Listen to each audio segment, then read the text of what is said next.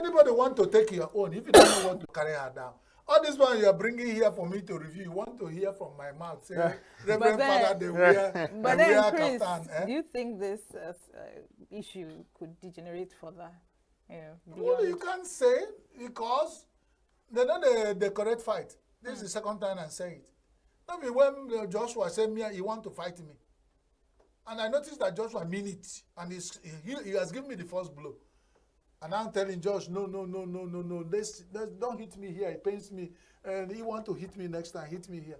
They know they do it for fight. Fight is rofo according to Fela. Rofo. When you get to rofo, now rofo, anywhere I can hit to pain you. So the fight, we have seen it.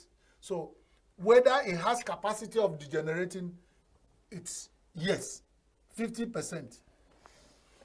Well, how it will generate, I don't know. But it has possibility of moving beyond this. Yes. Our prayer is let it stop now because now somebody get this clothes where go to the shop.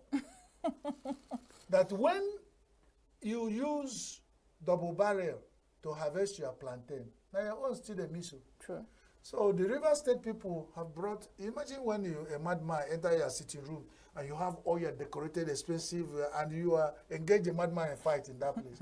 By the time they finish, you can't cost. Who are you going to tell? So this fight. All right, there's also the story that came to me just now, although it's 60s, also that now led to Awo being incarcerated, which eventually all the activities culminated into the civil war. Do you think what's happening in River State is actually mirroring what happened then, as history, tends to repeat itself? Some people are forced finish. Then they now know Akakaka Bajiaka, the one which force pass force. Then they will settle down to talk. But if it doesn't get this bad, it won't get better. And I tell you, there are politicians. So all this one we take here, they kill ourselves. Fubara is a politician. Wike is a politician. All the people involved in this are politicians. Even the ones in APC are politicians. NMP, NPN, PDP, politicians, APP, politicians. All of them are politicians. They will sort them out later. Because don't be surprised that even the ones that are, they will sort them out later. Because don't be surprised that even the ones that have become the local, if a fight comes to, if a push comes to show, you will still find out that it's in River State that it doesn't take them minutes to defect. So the whole local will just move. Defect to another party and you'll be confused if you sit down here so Chris, trying to defend them. I would have loved us to end on this very good note like this. Yes, go ahead. I'm just going to put this. This one is not going to be on a very good note because they can't go. Farmer headers crashes has gotten to the peak where that one has become secondary. There's climate issue. Yes. Climate change is becoming high-level issue in the world affairs. Nigeria is not discussing it. There is this economic hardship. It's not when people are eating even their CDM. You know how farmers do. If you want to farm next year, you bring out your CDM and the one you eat. When people are eating even their CDM, when even the civil servants don't even have a single savings, they know why should Nigeria not be? It's not a report. Let the UN keep their report. Then they not stop putting us. We know. If it sounds like this, you say UN is. Why is the UN author of doom for us? I've not seen any report recently that's saying that Nigeria will do this for positive. Nigerian young people are moving in the IT world. They have come up. I don't not seen anything like that. UN, World Bank, they need to doom. Nigeria will do this. All of them will die. Nigeria will separate. Nigeria will destabilize. And then they will telling all this. We'll be reporting it. UN, your people will suffer in 2025 hunger. It's not Nigerians. It's not our portion. Chris. In as much as you're always passionate when I wanted to end it on a good note, but I know that this topic was in as much as it's a wish. In as much as a wish. When there's a way when two adults were walking on the road and children were following one and said, "You stole chicken. Hey, thief! You stole chicken." And the man called the adult like he said, "Look into this bag. Do you see a chicken?" The man looked there and saw live chicken Truly. in there. Truly, and they said, I look back, I look at the children. Say, children, get away. You are accusing the adult falsely. Get away. He's not the how can you say an adult stole? But in the low voice, he said, oh boy. Come on, that chicken. Go and drop her. So, in as much as UN should not be giving us doom report. Nigeria. Yeah. Sure. Chigi, Nigeria. Yeah. I get his You are real. people at the Nigeria see. So But there's something. Make una not allow waiting you and predict. No, there's something I learned, Chris, because I'm a scientist myself. When you get all these reports and data, before you begin to run away with the numbers, you look, okay, from what source? And then when you look at the source, you'll be like, what is the interest? Yeah. So when you look at them and you say, oh, they have this and this and this and this interest, you just take, take their reports. It's still from the UN that the consultants who come and give us advice on how we do to not to fall. They will not come and give us and they go and establish all these our fertile grounds. They will only be giving out this report. What are they telling? And this. Chris. Let them go. Thank you very much. Let's not make you comment on your reserve. I'm commenting my reserve. Nigerians. God bless Nigeria. God bless Nigeria. We are this passionate. We are talking about Nigeria is going to get better. It's not, yes. We are not losing hope. I'm speechless. But we're going to move on. Don't forget to go to all of our social media platforms to make your comments. This interview, of course, or this conversation we just finished is going to be on YouTube. You can always watch it again. You make your comments. We want to hear what you have to say and conversations we'll be having. We'll be moving over to something else. We want you to stick around. It's going to be an amazing conversation. See you after the short break. I'm just saying that.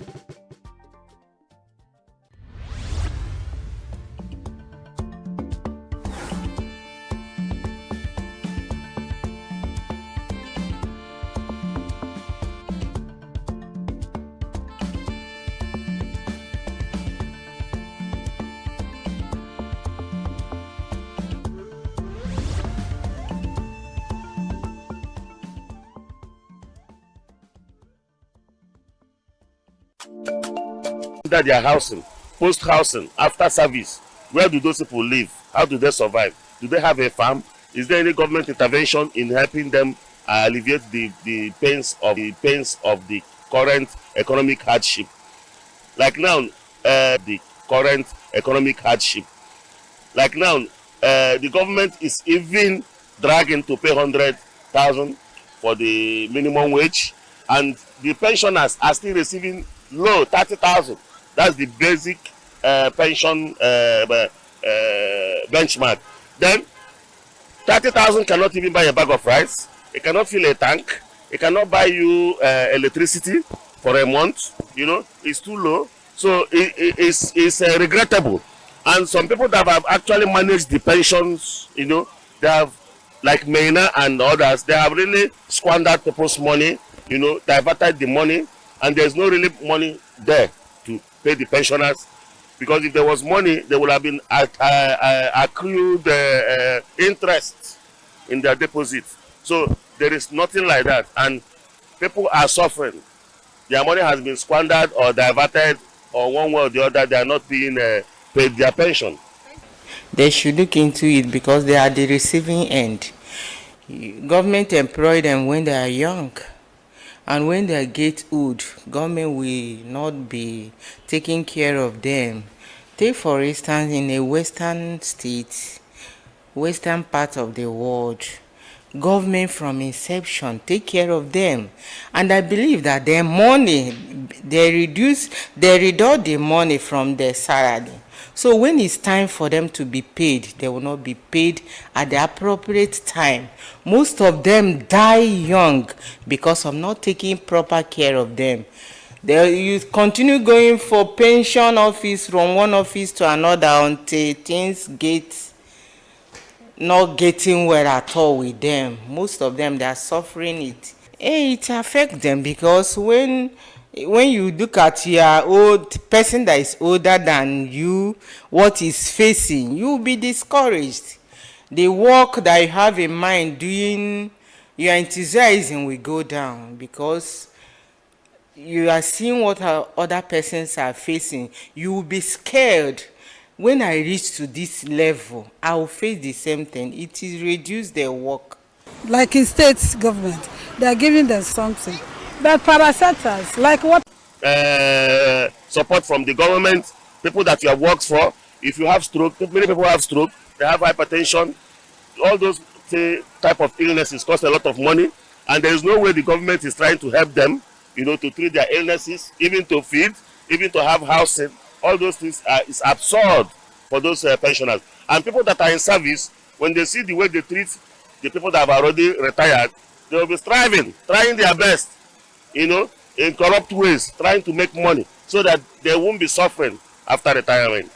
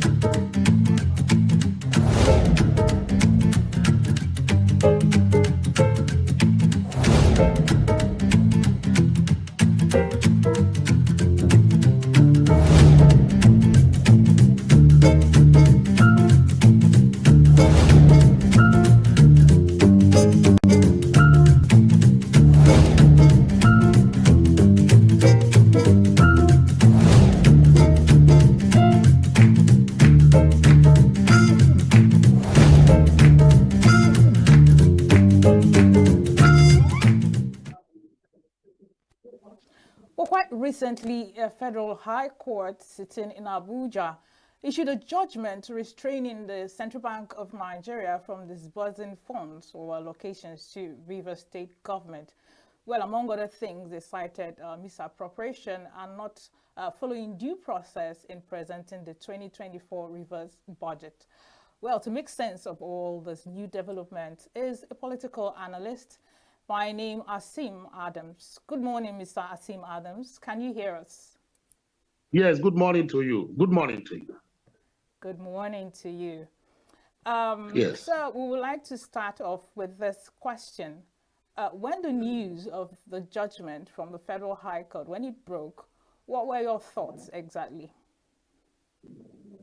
My immediate thoughts when this news broke was that for once, the judiciary, has, upheld the sacrosanctity of the 1999 Constitution. That is, that every form of impunity, be it by a Nigerian All right, Mr. Adams, citizen. I'm sorry to Yes. interject. Could you sit up straight and properly so that the camera can capture your face? Yes. Can you see me now? Yeah, thank you very much. We can see you now. Very good. So it was a very good news for me, because the impunity, the ways the executive arm of government, have treated, dismembered the Nigerian constitution has been very saddening. So when the court sat up and said, you cannot dismember the Nigerian constitution and go scot-free. For every act of impunity, there must be consequences. So I was very, very elated with the judgment of Justice Joyce Malik. That is my first reaction. All right, Mr. Adams, of course, a lot of people would have opinions and side talks. And in fact, I think on X, there was some kind of conversation coming up, people saying that this is as a result of the thread happening between Wike and, Fubara. But what's your take on this? Do you really think that this is because of Wike, or do you think this is just a genuine reason? It is just a genuine reason. Sentiments apart. You see, for those of us in Rivers State, we play politics of sentiments and emotions. Are you aware, that when the Supreme Court was to take decisions on the allocation of local governments, to them directly, people from Rivers State, especially those who support, one of the parties in this field, said that it was the Yeso Wike camp that is orchestrating, this particular, suit before the Supreme Court through Lateef Fagbemi. But I argued, I said, no, it is not true. Lateef Fagbemi went to Supreme Court against the 36 state governors in Nigeria, not just Rivers State, but those, political, Philistine carpetbaggers in Rivers State, who are supporting Sim, said it was orchestrated and choreographed, by Yeso Wike, which is not true. Yes, it's not true. All right, so you said that this is, let's remove sentiment, it is truly true. So yes, I want to ask now, can you explain the constitutional provisions violated by Governor Fubara's action? Because of time, I will just encapsulate. I will not read copiously and studiously from the Constitution. But for those who are close to their Constitution, they should go to Section 90, Section 91, and Section 96. Now, I'm going to take these three sections combined, community reading, because of time. Now, Section 90 says there should be a House of Assembly of every state in Nigeria. Then you go to Section 99, it says that a House of Assembly of a state should not be less than 24 members. House of Assembly of a state should not be less than 24 members and not more than 40 members.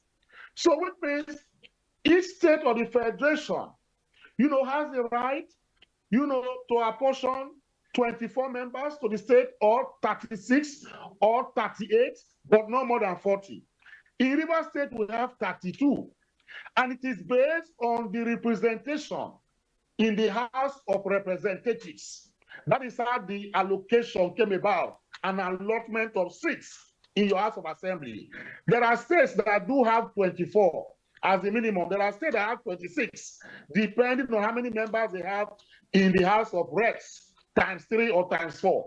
So now, if you go further in these areas I've said, the House of Assembly of a state, 3 members can sit. They can sit down and discuss and drink tea and eat jollof rice and, go back, to their various houses and resume tomorrow and eat jollof rice, drink tea, etc., as the case may be. But when it comes to a particular debate or area that 2/3 of majority of the House of Assembly must, give their consent, they cannot sit down because they are not to 2/3. Now, when it comes to forming a quorum what the Constitution say, and I challenge anybody listening to me, what the Constitution say is that 1/3 of members of the House of Assembly. That is what the Constitution says. And it goes further to explain, to say that wherever there's a sitting and a member finds out that members present for that day's session are not up to 1/3 of members in the House, what will happen is that the House will adjourn. They keep adjourning until they attain, 1/3 quorum. Because without a quorum 1/3, you cannot sit. The legislative house cannot sit. That is why you find out that even this particular present, Jumbo-led assembly, when the 27 members of the House of the PDP defected allegedly to APC in December of last year, the Jumbo-led or Ehie-led House of Assembly did not sit and deliberate on issues until January, February of the following year. They kept shifting and adjourning to see whether they can achieve 1/3 as quorum, but they couldn't do that. So when three people offer sit to do a business that requires 2/3 of the House, it is an aberration, it's an illegality, no matter how we look at it. So it is even logically wrong, very puerile and factical, for you to see a governor presenting a budget, a hallowed budget, of 800 million before three people in The action is still in court and has not been concluded. Now, would you say that the decision of the High Court in staying, the allocation of funds to River State is a little court? Then there is no law that is banning them from, sitting as they are sitting anywhere they want to sit right now. The position of the law right now is that those 27 members are still members of the House of Assembly until an appellate court says otherwise. So that is what is happening right now. So the court, Omotosho said, present the budget to the 27 members because they are the legitimate House of Assembly members. The Court of Appeal affirmed that particular decision, said, go and represent the budget to them. It is only when the Supreme Court now decides, because that is the next stage the matter will go to. If the Supreme Court now decides, say no, 27 of you have defected, it then means that it now becomes the law, and nobody can begin to ask 27 members to sit. Let me, very hastily say here, and maybe conclusively say here, Section 287, sub 3, which affects the Federal High Court this morning. All right, great. Mr. Asim. This morning. All right, great. Mr. Asim, I have a two-edged kind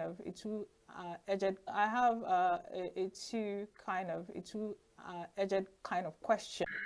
Trying to simulate and choreograph that the River State imbroglio is the same with that of Lagos in terms of allocations we had.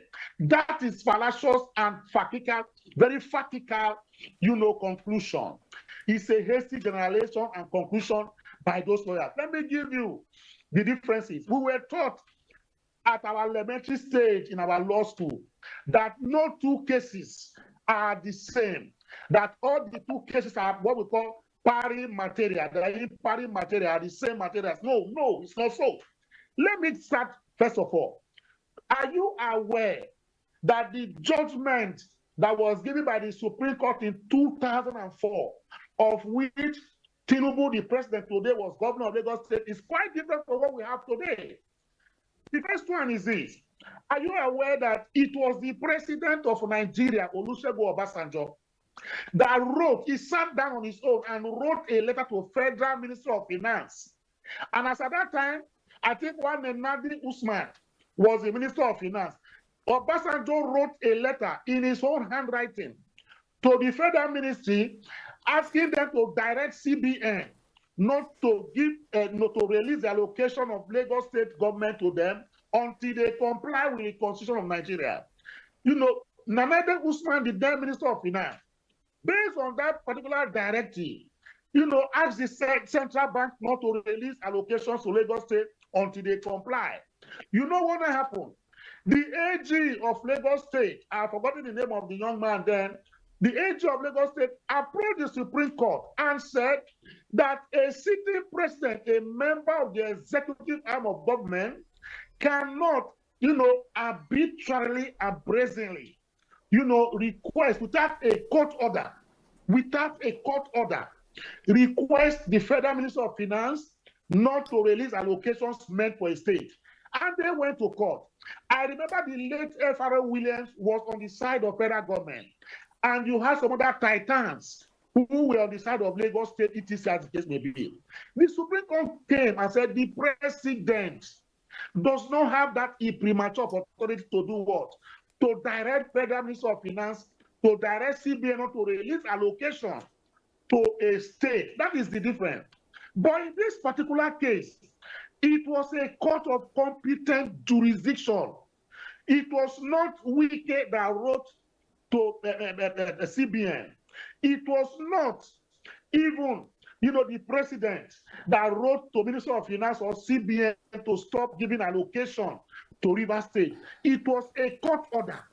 And not just a court a judgment, it was a court, judgment on the merits. On the merit mean that both parties for State Fubara and Rivers State all brought their pleadings before the court. And the court decided on the pleadings of the two parties and now arrived at this decision. So nobody can question that.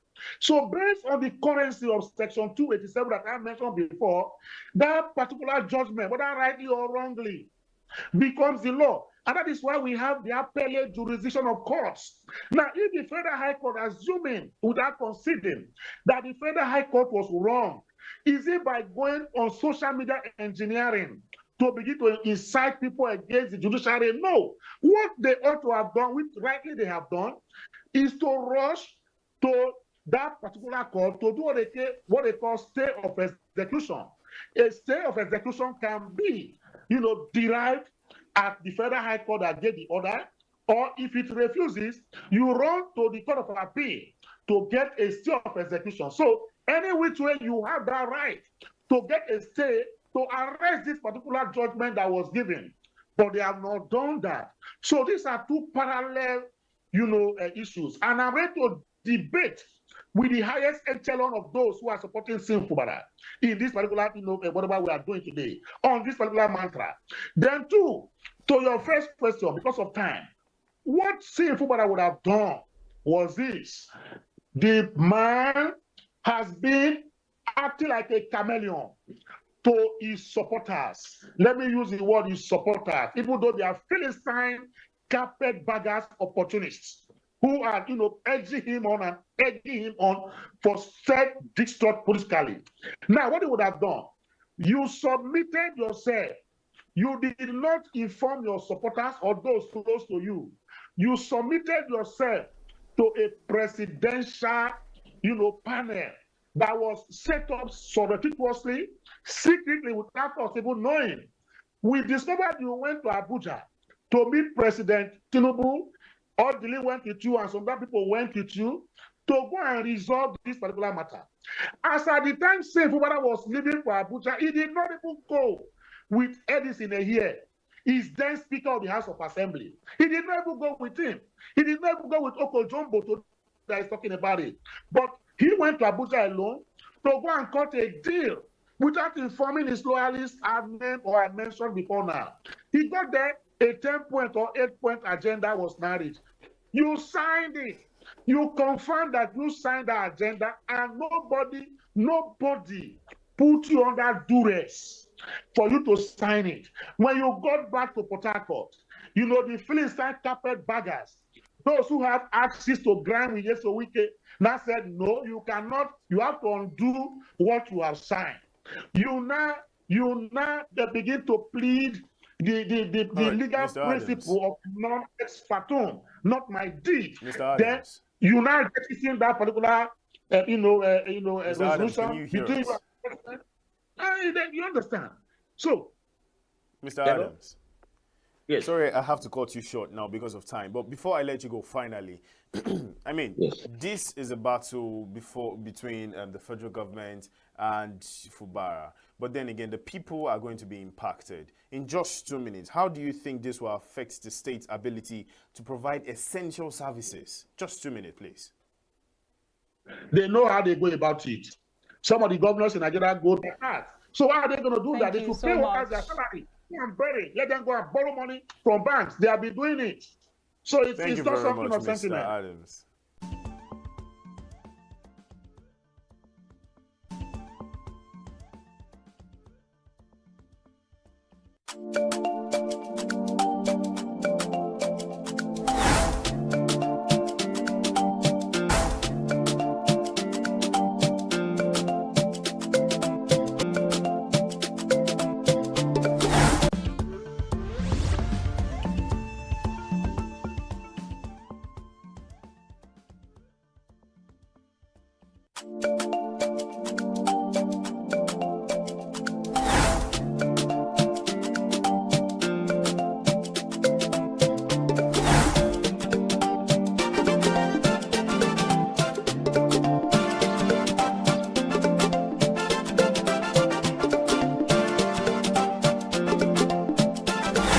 Recording stopped.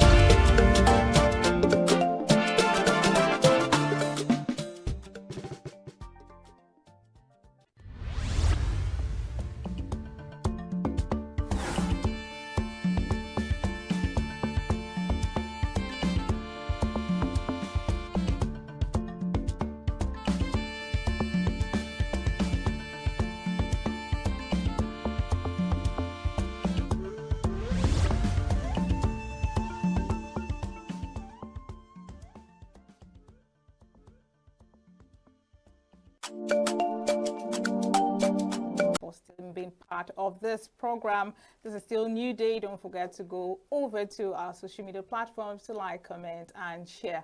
Well, on an interesting note, we have someone here in the studio. His name is Emeka Kazo. He is also Ezenia Ugonabo. Yesterday, he had an interesting lecture where he spoke about collective responsibility for the research and retelling of Igbo histories. And if you have been with us, you've probably heard me say that. Through the historical epochs, right? At the time that the Igbo as a monolithic group began to formally coalesce, because there was never really it wasn't like we were never an empire, like you talk about the Benin Empire where there was a central authority. That was never the case in Igbo land. Igbos were, the Igbo nation, as it were, for want of a better description, consisted of hundreds of separate communities developing on their own or indeed in interrelationships with each other, But then there were two major cultures, right? Two major cultures that, should I say, provided governance across the broad swathe three major cultures, in fact, that provided governance across the broad swathe of the Igbo nation, as it were. One being the Nri culture. I'm not going to go into too much detail. The Nri culture consisted but we know of they say the titles. yes. Yeah, the Nzenozo titles are Nri motifs. Even the market days came from the Nri culture. That's the four Igbo market days. And then the other being the Aro culture. Aro culture. Yes, and the Aro culture is a bit younger than the Nri culture, but it had a great deal of influence in central Igbo land and also closer to the Cross River Basin, which is where the Aro Chukwu migrated from. Was actually where it was formed, and it was an amalgam. These cultures were being passed on a very functional basis. Because people consider, okay, look, does this culture work for us? Does it enhance our lives? Adopt it.